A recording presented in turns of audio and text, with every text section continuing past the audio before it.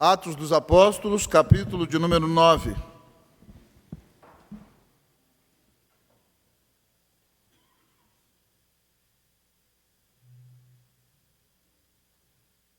Antes de lermos o texto bíblico, eu queria convidar a igreja para nós cantarmos Tu és soberano. Não estava preparado, mas nosso pastor toca qualquer coisa. Então nós vamos ficar de pé, a equipe de louvor com a nova Giovana, virar à frente e cantar Tu és soberano, para nós louvarmos o nosso Deus com mais um cântico, preparando o nosso coração para ouvir a palavra de Deus.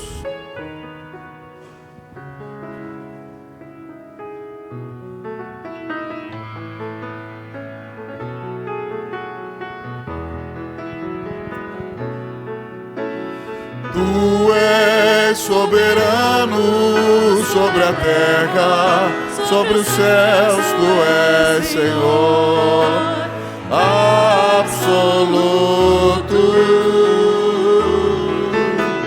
Tudo que existe e acontece, Tu sabes muito bem. Tu és tremendo. Apesar desta glória que tens, Tu te importas comigo também. E este amor tão grande eleva-me, amar-me a Ti. Tu és tremendo. Mais uma vez, Tu és soberano. Tu és soberano sobre a terra, sobre os céus, Tu és Senhor absoluto. Tudo que existe e acontece, Tu sabes muito bem. Tu és tremendo. E apesar desta glória que tens, Tu te importas comigo também. Esse amor tão grande eleva-me, amar-me a Ti.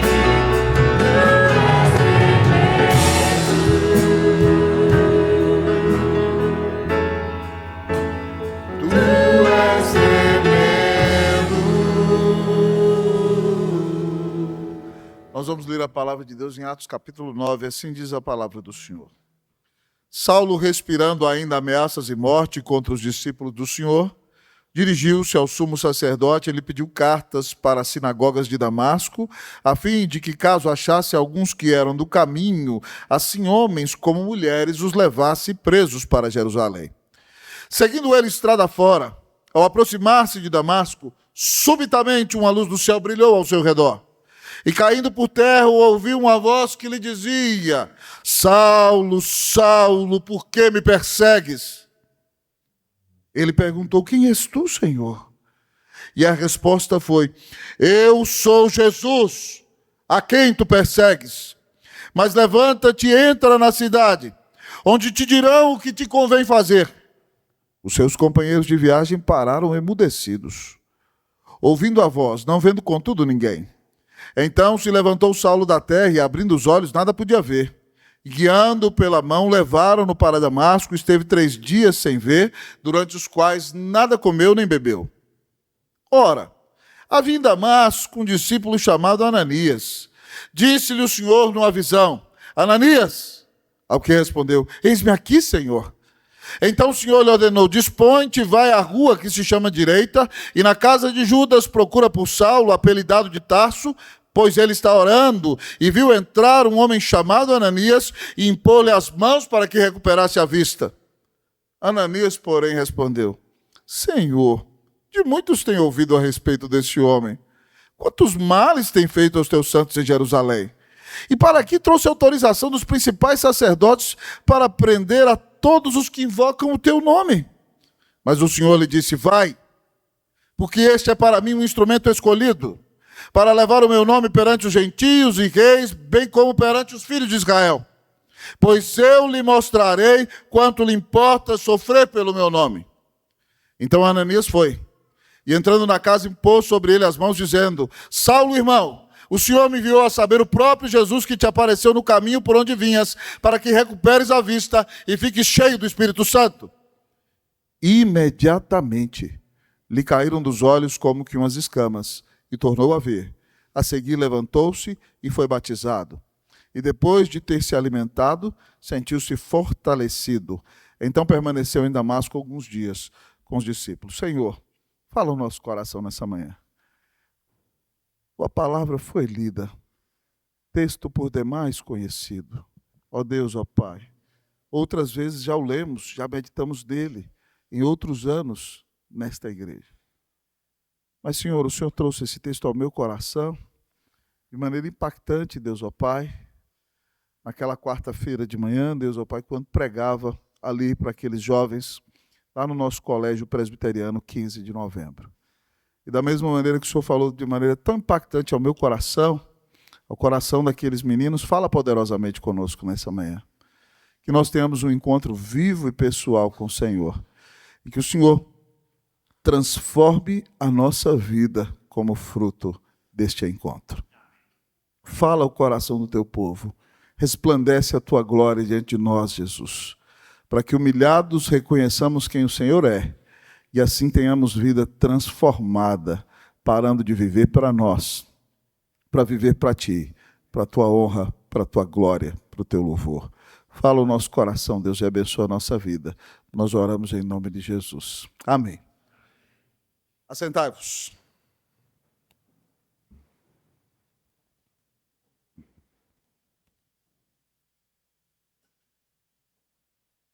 Certo homem que vivia no estado de Michigan, nos Estados Unidos, era um feroz perseguidor do Evangelho.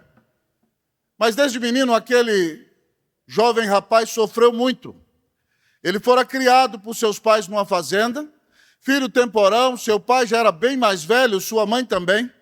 Quando ele nasceu, seus irmãos já eram adultos. E a sua mãe, uma mulher excessivamente obesa, não conseguia cuidar dele.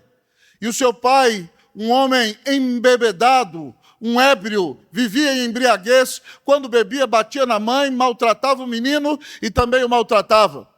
Para a maior tristeza daquele menino, havia em sua fazenda um caseiro, que tinha a responsabilidade de ajudar a mãe no cuidado da casa. Mas quando o pai estava bebendo e a mãe não podia se mover por causa da sua obesidade, aquele caseiro estuprava aquele menino. Quando ele tinha 10, 11 anos de idade, estuprado continuamente por aquele caseiro. No início da adolescência dele, sua mãe morre e ele odeia seu pai. Quando ele vai para a Universidade de Michigan estudar, ele odeia a Deus. Ele zomba dos cristãos. E quando os cristãos se reúnem para estudar na Aliança Bíblica Universitária, certo dia ele se senta diante deles e debocha deles. E um cristão faz um desafio a ele. Se você quer, de fato, provar que Deus não existe e estabelecer a sua tese, basta que você comprove que a ressurreição não aconteceu. Então aquele moço termina seu curso universitário naquele semestre e ele é muito rico. E ele vai para a Europa, para as principais bibliotecas onde se dizia haver evidência de que o cristianismo de fato era real e que Cristo tinha ressuscitado. E ele começa a estudar nas grandes bibliotecas do mundo os principais documentos da história. E de repente ele se encontra com alguns autores que anteriormente eram ateus e se dispuseram a fazer a mesma peregrinação que ele estava fazendo, e ao estudar sobre a ressurreição de Cristo, eles encontraram as evidências que de fato Jesus Cristo ressuscitou.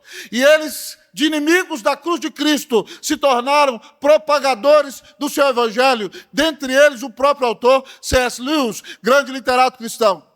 E aquele moço, então, estudando as evidências, é persuadido de fato que Jesus Cristo é o próprio Deus, feito homem sem deixar de ser Deus. E ele, então, é obrigado a acreditar na ressurreição. e é convertido ao Senhor. E logo depois de convertido é impelido a se tornar um pregador do Evangelho. E ele então vai conversar com o seu pastor e Deus o está chamando. Mas ele não pode servir a Deus com o rancor que ele ainda tem no coração com aquele homem que o estuprou. O desejo dele era matar aquele homem. Mas ele vai ouvindo o Evangelho vai o persuadindo acerca do perdão. E um dia ele procura a casa daquele homem, entra na casa daquele homem, e ele tem vontade de esmurrar aquele homem, ele chega a levantar a mão, e aquele homem pensa que vai morrer, mas de repente ele em lágrimas diz, porque Cristo me perdoou de todos os meus pecados. Hoje eu posso perdoar você. Então, uma noite, num acampamento, orando a Deus, o Senhor o persuadindo a dedicar a sua vida a se tornar um pregador do Evangelho, Josh McDowell, em sua oração, diz o seguinte, Deus, eu só tenho fracassos. Se o Senhor puder tomar os meus fracassos e a minha fraqueza e se glorificar através disto, de um homem fracassado, eu estou aqui, Senhor. Toma a minha vida, usa-me para a tua glória. E esse homem, irmãos, depois de Billy Graham, na segunda metade do século XX, foi o homem que mais pregou em auditórios de universidades e colégios no mundo inteiro, ganhando centenas de jovens, milhares de jovens, para Cristo Jesus. Josh McDowell, um homem usado por Deus para a honra e para a glória do nome de Jesus. Aqui nesse texto que lemos, nós encontramos também um homem que era inimigo do Evangelho, Saulo de Tarso.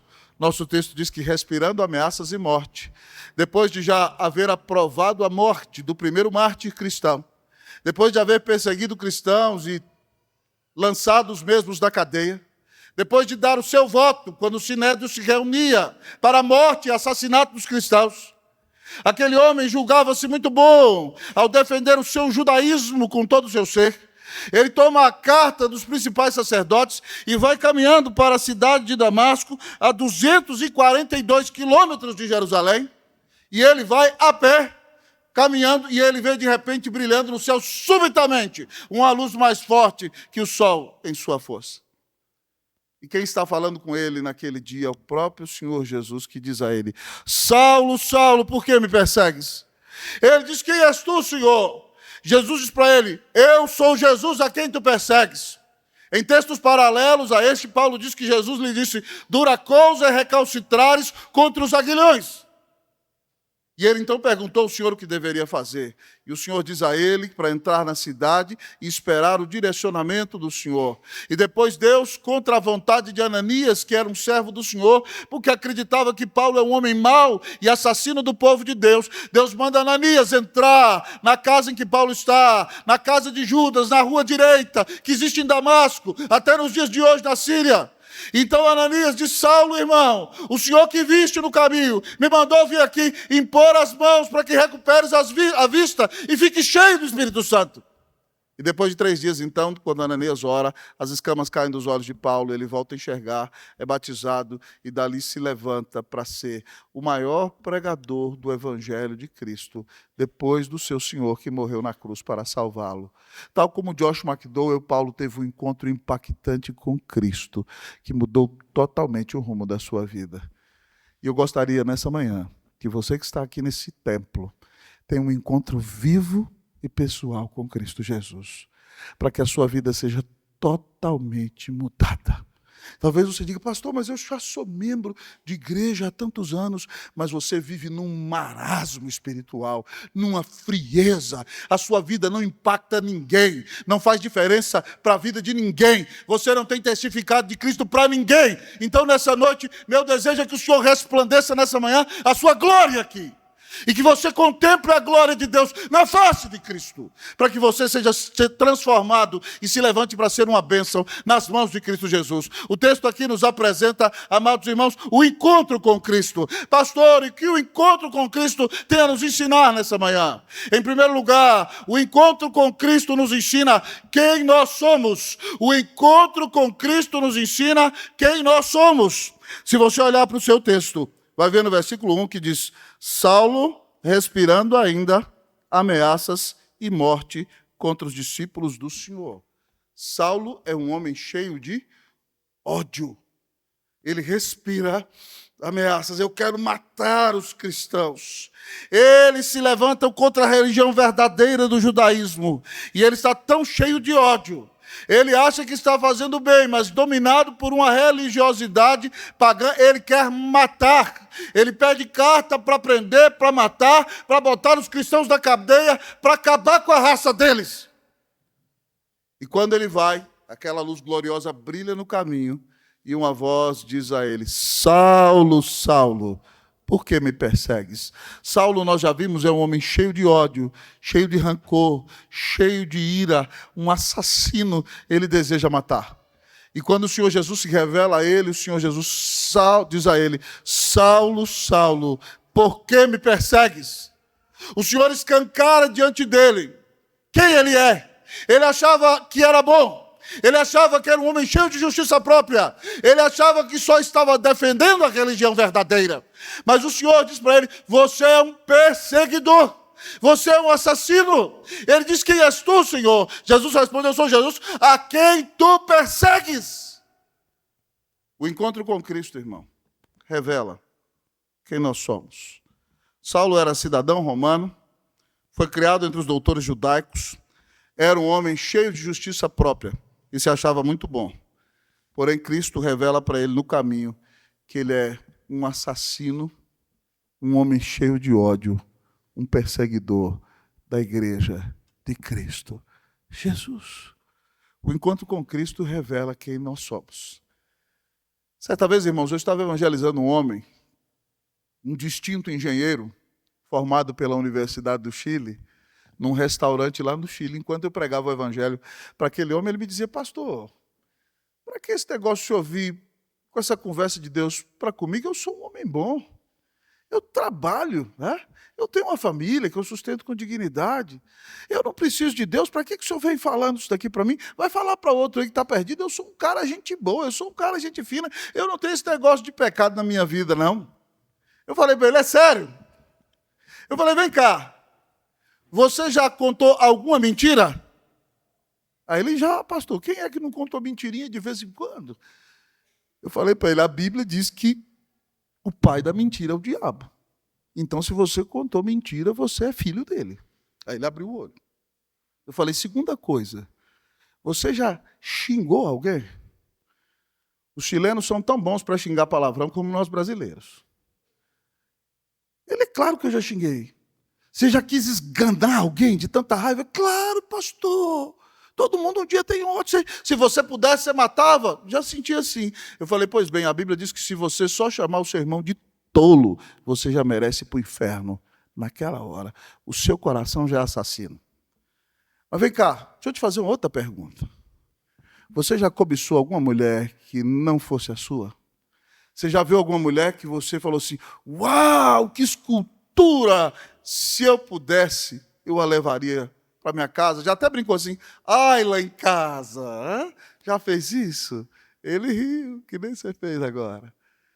Eu falei: você é bonzinho mesmo? Ele: tá bom, pastor. Eu admito, eu sou um pecador.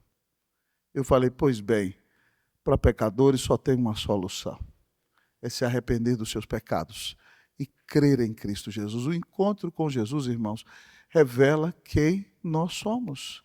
Talvez você está se achando muito bonzinho aí e se comparando com os demais. Você vê muita injustiça no país. Você vê autoridades que deveriam zelar pelo que é justo cometendo injustiça de maneira rasgada e com desfaçatez. Você vê pessoas afrontando a Deus e se levantando contra o Evangelho. Você vê pessoas se opondo à verdade das Escrituras e a todos os princípios que nós temos tão caros na palavra de Deus. E de repente você começa a dizer assim: eu não sou como esse tipo de gente. E você começa a se achar bom. E aí você está perdido, porque você é pecador. Deus vai ter que mostrar para você quem você é. Quando você começa a achar que você é bom demais, fique esperto. O Senhor vai criar alguma situação para que você reconheça quem você é. A palavra de Deus diz, irmãos, que a soberba precede a ruína e a altivez de espírito, a queda. Quem é soberbo e é orgulhoso vai cair. A Bíblia diz que o Senhor abomina o soberbo, está a ponto de vomitá-lo. Imagina, da sua boca. Se você se acha muito, cuidado, Deus pode vomitar você. Então é melhor que você olhe para a sua vida e pare de usar essa sua língua como um açoite para falar mal dos outros como você gosta tanto e comece a falar mais mal de si mesmo na presença de Deus, reconhecendo que você é falho, é pecador e não é melhor do que ninguém. Porque quem se encontra com o Senhor reconhece os seus pecados, as suas misérias e as suas falhas na presença de Deus. Se você se acha bom demais, talvez você nunca tenha tido um verdadeiro encontro com o Senhor Jesus. O que nos ensina o encontro com Cristo? Em primeiro lugar, Ele nos ensina quem nós somos. Às vezes nós respiramos ameaças, às vezes nós temos atitudes de ira, às vezes a nossa boca nem sempre fala a verdade, às vezes nós desejamos aquilo que não era nosso, e muitas vezes nós ofendemos a santidade do nosso Deus e vivemos como se isso fosse normal. Mas Deus é santo, santo, santo, e todo pecado ofende a santidade de Deus. Portanto, se você tem cometido algum pecado, avalie o seu coração nessa manhã e se arrependa em nome de Cristo Jesus. Porque Deus não vai fazer vista grossa para o seu pecado. Você pode até achar que nada está acontecendo com você, mas daqui a pouco o seu tombo vai ser grande. E a vergonha vai ser terrível diante dos olhos de todos. Que você não precise ser envergonhado. Que você não precise ser humilhado. Gente, eu sou pastor há 25 anos.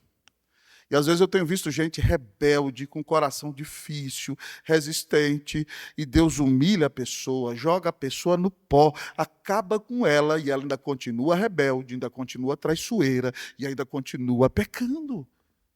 Se você não se humilhar e não reconhecer o seu pecado, a disciplina vai aumentar. A mão de Deus vai pesar, sabe por quê? Porque o Senhor não perde para ninguém. Então, nessa manhã, se arrependa dos seus pecados. Peça ao Senhor para ter misericórdia de você. A palavra de Deus diz que se nós confessarmos os nossos pecados, o Senhor é fiel e justo para nos perdoar os pecados e nos purificar de toda injustiça. Quem se encontra com Jesus é obrigado a reconhecer que é um pecador miserável que precisa da graça do Senhor. Mas o texto nos mostra o que nós podemos aprender no encontro com Cristo. Pastor, o que nos ensina o encontro com Cristo? Em primeiro lugar, ele nos ensina quem nós somos, mas em segundo lugar, ele nos ensina quem é Jesus.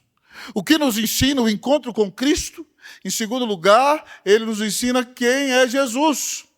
Quando o Senhor aparece a Saulo, o Senhor disse: Saulo, Saulo, por que me persegues? Vendo aquela glória, mais forte que o resplendor do sol em toda a sua força, Saulo de cara, ainda que não conheça Jesus, ele reconhece: quem és tu, Senhor? Ele usa a palavra para dizer que Jesus é o soberano. Ele reconhece que Jesus é o Senhor da vida dele e o Senhor de tudo quanto existe. Humilhado, ele diz: quem és tu, Senhor? Na sua palavra, ele já reconhece que Jesus é o soberano, é o todo-poderoso Deus, é aquele que tem toda a autoridade nos céus e na terra, é aquele que domina sobre tudo. Jesus responde para ele: eu sou Jesus, a quem tu persegues. Jesus responde, irmãos, com o nome de Deus: eu sou. É o nome com o qual Deus se revelou a Moisés. Quando Moisés cria desculpa, dizendo: o povo não vai me seguir, eles vão me perguntar quem me enviou, e o Senhor diz a ele: você dirá a eles: eu sou, me enviou a vós outros. Eu sou é o nome do Senhor, e Yahvé no hebraico, eu sou o que sou. Esse nome revela que o Senhor é o Deus autoexistente, ele sempre existiu, ninguém o criou. Esse nome revela que o Senhor é imutável, ontem ele é, hoje ele é, amanhã ele é o mesmo. Esse Esse nome revela que o Senhor é eterno. Ele não foi criado por mãos. Ontem Ele é, hoje Ele é, amanhã Ele é. Ele sempre existiu e sempre existirá. Esse nome, querido amigo e irmão, é o nome com o qual Deus liberta o seu povo das garras de Faraó no Egito e se apresenta como um Deus de pacto, um Deus de aliança, o Deus fiel, o Deus Salvador. Eu sou! Paulo é obrigado a reconhecer que Jesus é o próprio Deus. É o grande eu sou. E ele diz, eu sou Jesus. Jesus é Yahvé Salvador. O anjo, quando aparece a José, dizendo a ele que não deixa Maria, revela o seguinte, você vai ficar com ela. O menino que foi gerado nela é do Espírito Santo. E em Mateus 1:21 ele diz, e lhe porás o nome de Jesus, porque ele salvará o seu povo dos pecados deles. Jesus é Yahvé Salvador. Jesus se apresenta a Saulo como o Salvador dele e o Salvador de todo aquele que nele crê. Jesus revela quem ele é. E aí, então, agora Saulo está humilhado na presença do Senhor e terá que submeter-se a Ele todos os dias da sua vida. O encontro com Jesus, irmãos, nos revela, nos ensina quem nós somos. Mas o encontro com Jesus nos ensina quem Ele é. O nosso Senhor é o soberano dos reis da terra. Ele domina sobre tudo. O nosso Senhor é o grande Yahvé, o grande eu sou. Jesus é o próprio Deus. O nosso Senhor é o Salvador, que deu a vida na cruz do Calvário para pagar os pecados de todos aqueles que nele creem. Atos 4:12, Pedro pregando diz, e não há salvação em nenhum outro nome, porque abaixo dos céus não existe nenhum outro homem dado entre os homens, pelo qual importa que sejamos salvos. Jesus é a única ponte, amados irmãos. Jesus é o único mediador entre Deus e os homens. Ele disse de si mesmo, eu sou o caminho, a verdade e a vida. Ninguém vem ao Pai senão por mim. As pessoas deste mundo costumam dizer que todas as religiões são boas e que todos os caminhos levam a Deus. Nós, biblicamente, somos obrigados a dizer que todas as religiões são subterfúgios humanos e todos os caminhos levam para o inferno. O único caminho que leva para o céu é Jesus, porque foi Ele quem nos amou e deu a vida na cruz para nos salvar. Quando os homens criam suas religiões, entre Deus e eles há um abismo de um tamanho infinito. Então, querido amigo, irmão, ou de um tamanho gigantesco, inalcançável para nós. E os homens vão tentando edificar as suas pontes para chegar a Deus, e eles vão correndo em alta velocidade, e de repente a sua ponte não chega do outro lado, e eles caem no precipício gritando, "Ah!" Mas aí Deus constrói uma ponte. A única ponte que pode nos levar até Ele. O nome dessa ponte é Jesus. Se você quer se encontrar com Deus, quer ser perdoado de seus pecados, quer ter a vida eterna, você precisa entrar na ponte. A ponte é Jesus. Ele nos amou e deu a vida na cruz para pagar os nossos pecados. Então, se você quer ter vida eterna, se você quer ter paz com Deus, se você quer se sentir verdadeiramente perdoado, se você quer experimentar real alegria na sua vida, nessa manhã reconheça quem Jesus é. Diga, Senhor, Tu és o Senhor, eu quero pedir ao Senhor que tome o controle da minha vida. Eu sei que Tu és o grande eu sou, Tu és o verdadeiro Deus, Jesus. Ó Senhor, sê Tu o Salvador da minha vida. Irmãos, isso é extremamente importante, sabe por quê? Porque muitas vezes nós professamos crer em Cristo Jesus, mas muitas vezes, irmãos, nós não entregamos o controle do nosso coração ao Senhor. E você vem e quer controlar o Senhor. Então você pode ter idolatrias religiosas e você acha que você é melhor do que os outros porque a sua liturgia é uma liturgia tradicional. E os outros são ímpios porque eles têm igreja de parede preta. E aí você acha que você vai para o céu porque você não tem parede preta. Isso é besteira. Você só vai para o céu se você crê na obra de Cristo Jesus. Cor de parede de igreja não leva ninguém para o céu, irmão. Isso é legalismo. Você pode estar na igreja e ser um legalista. Ou você pode estar na igreja e idolatrar o seu próprio desempenho. Então você faz um monte. E você fala, não, Deus me deu dons maravilhosos, eu tenho que fazer. E quanto mais você faz, você acha que Deus é obrigado a aceitar você por causa do que você faz. Isso é idolatria. As suas melhores obras não passam de algo repugnante, é trapo de imundícia. Deus não te aceita por causa do que você faz. Deus te aceita por causa do que Jesus fez. Você pode fazer um monte, mas como expressão de gratidão. Você tem que entregar sua vida a Ele. Você pode dizer, eu quero entregar minha vida toda a Jesus. Aleluia, entregue mesmo. Mas não tenha a ilusão de que Deus vai te aceitar porque você prega bem, porque você dá uma boa aula de escola dominical, porque você canta mais afinado do que ninguém na igreja. Pasme comigo. Nós vamos ficar perplexos no último dia, porque haverá pregadores no inferno, haverá gente que cantou na igreja no inferno, haverá gente que deu aula na igreja no inferno, porque essas pessoas achavam que Deus as estava aceitando por causa do que elas faziam. Elas não entenderam que elas foram aceitas e amadas por causa do que Jesus fez. Quem é Jesus para você? Ele é o seu Salvador? Ou você vive, querido amigo, irmão, uma religião compartimentalizada? Então você vem aqui para a igreja, você bota uma auréola na cabeça, e aí você entra aqui e canta. Oh, vira um monge. Sai lá fora, já nasce os 2 chifrinhos na sua testa, assim, ó. Você vira um capeta. Agride a esposa, xinga todo mundo, fala palavrão. Você precisa se converter! Porque não adianta dar uma de religioso aqui. Se o evangelho não entrou na sua vida, não entrou no seu peito, não entrou no seu coração, não mudou você. Muitas vezes, depois de crentes, irmãos, Deus vai nos deixar tropeçar, para que nós reconheçamos quem nós somos. Mas nós não devemos justificar nossa atuação pecaminosa. Ao vermos quem somos, devemos cair de joelhos e dizer, Jesus, me perdoa, muda a minha vida.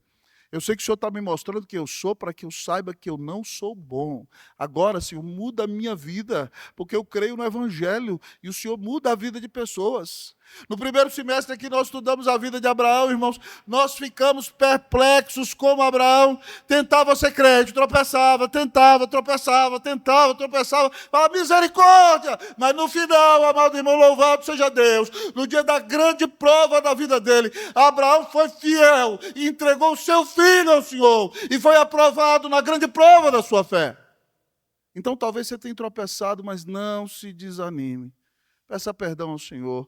Se você é de Jesus, Deus está comprometido a aperfeiçoar você e a preparar você para a glória, porque Ele te amou e deu a vida na cruz para te salvar. Então reconheça hoje quem é Jesus. Diga, Senhor, eu quero que Tu governes minha vida, meus pensamentos, minhas palavras, tudo que eu faço. Tu és o meu Salvador, Tu és o grande eu sou. Eu quero viver para Ti todos os dias da minha vida. Que você hoje contemple a glória do Senhor Jesus. Diz, Senhor, transforma a minha vida. Derrama sobre mim a Tua bênção. Eu te peço em nome de Jesus. Amém! Você já teve um encontro vivo e pessoal com Jesus? Você o reconhece como seu único Senhor e Salvador? Você já contemplou o brilho da glória de Deus da face de Cristo com os olhos da fé? Você já foi impactado pelo grande amor do Senhor?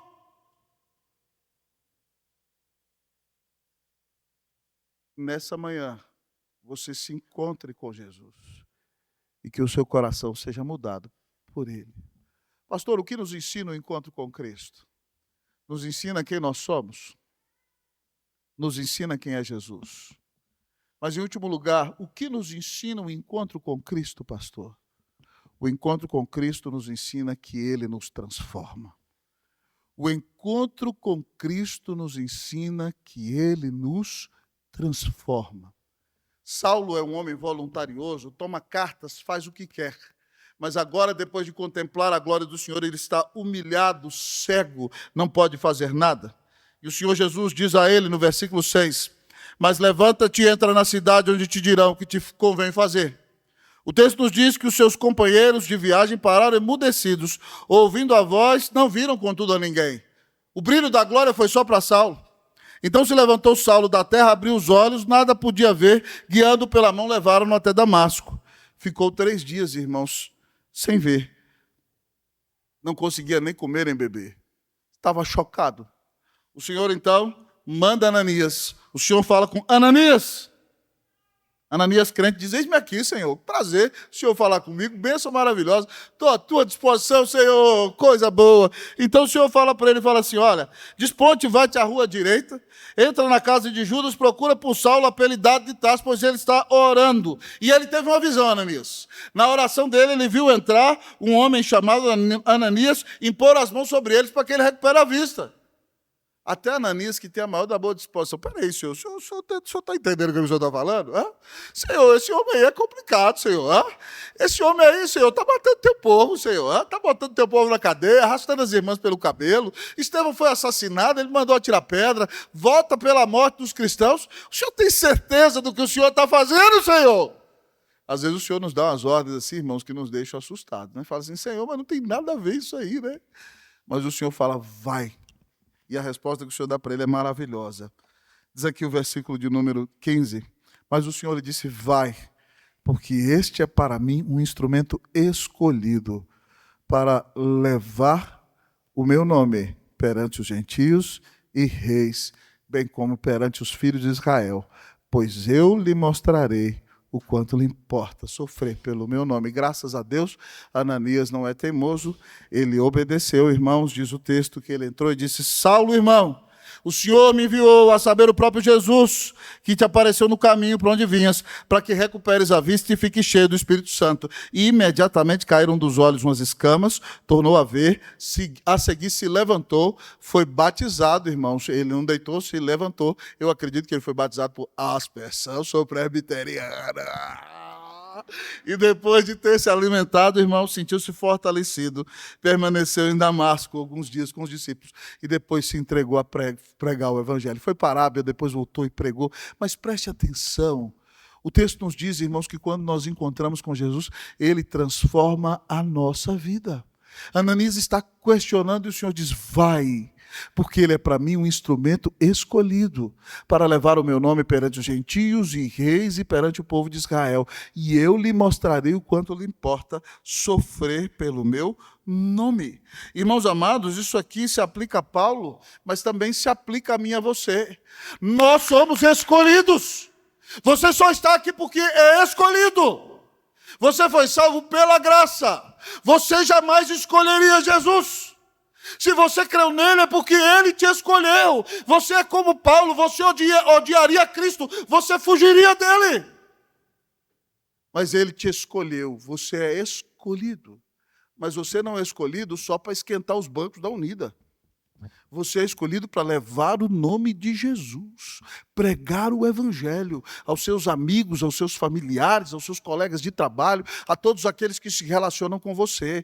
Você foi escolhido, foi salvo pela graça. Agora você tem que dizer às pessoas que estão ao seu redor que todos nós somos pecadores, mas que Deus solucionou o problema do nosso pecado. E a solução é Jesus, que veio ao mundo e deu a vida na cruz do Calvário para pagar os nossos pecados. Então você diz aos seus amigos e aos seus familiares que se eles se arrependerem de seus pecados e crerem que Jesus Cristo é o Filho de Deus, crerem nele como seu único Senhor e Salvador, crerem nele como único mediador entre Deus e os homens, eles receberão a vida eterna.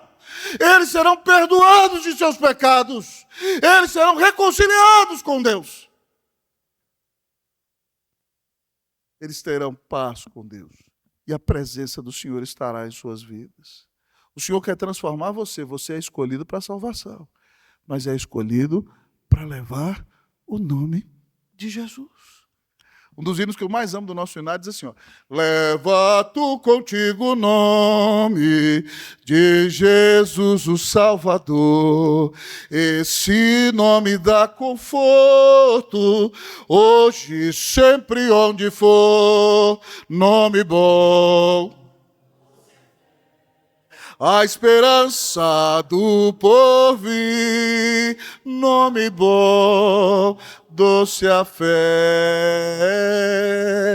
a esperança do povo. O Senhor transformou a sua vida, você é escolhido. Mas você tem que levar o nome de Jesus, você é testemunha viva de Jesus. Você tem que dizer para São Paulo e para o Brasil e para o mundo inteiro que a única esperança do pecador está em crer em Jesus, que o amou e deu a vida na cruz para salvá-lo. Mas preste atenção, o texto diz que o Senhor também transforma você, porque você vai estar preparado para sofrer por causa do nome de Jesus. O texto diz, vai, porque ele é para mim um escolhido para levar o meu nome perante os gentios e reis e o povo de Israel. E eu lhe mostrarei o quanto lhe importa sofrer pelo meu nome. Eu gostaria de dizer para você, irmão, que todo aquele que quiser viver piedosamente em Cristo Jesus vai ser perseguido. Se você abre a boca e defende o nome de Jesus, você vai ser perseguido. A Bíblia diz em Filipenses 1:29 que a nós nos foi dada não somente a graça de crermos em Cristo, mas de padecermos por Ele. Então, se você crê em Jesus, você vai padecer por causa do nome de Jesus.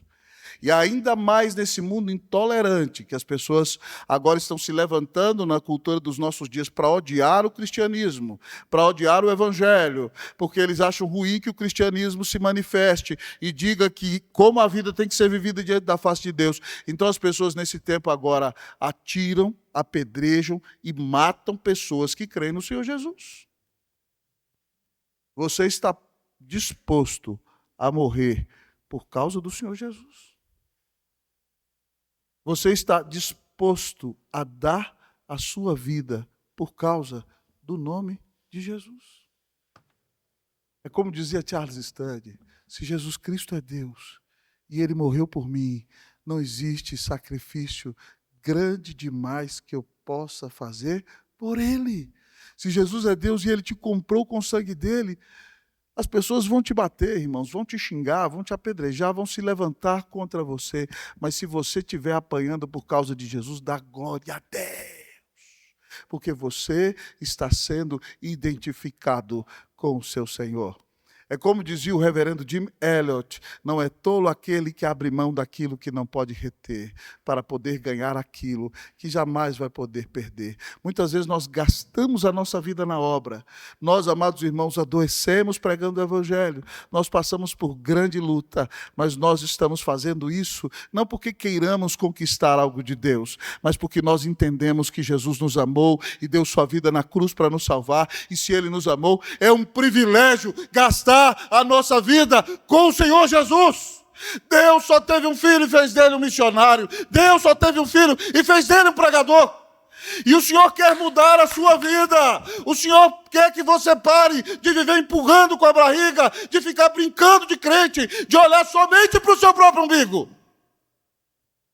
O Senhor quer que você se levante neste mundo para ser sal da terra e luz do mundo, para que pessoas se arrependam dos seus pecados, creiam em Cristo Jesus e sejam salvas por Ele, por intermédio da sua instrumentalidade. É por isso que quando Paulo vai para Jerusalém, irmãos, ele sabe que vai ser preso, o Espírito Santo está falando para ele de cidade em cidade que lhe esperam cadeias e tribulações.